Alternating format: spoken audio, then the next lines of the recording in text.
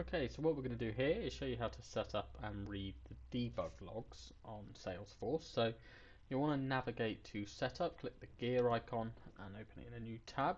Then on the left hand side in the quick find box, search for debug logs, which is underneath environments and logs, and just click the debug logs.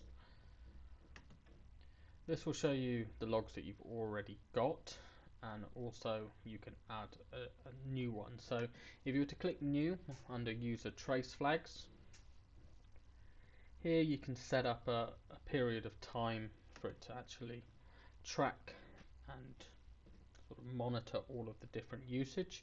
So for traced entity name, you would search the user, just search the one that you'd want, and then you can change the actual start date and the expiration date, so the actual period of time you want it to track for, and then underneath just click on the little square with the little magnifying glass, you'd search the actual debug level. Then you just click save.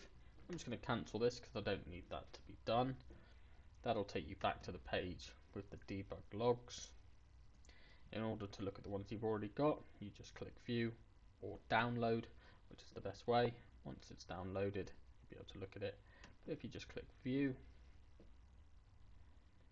you'll be able to see the different debug logs.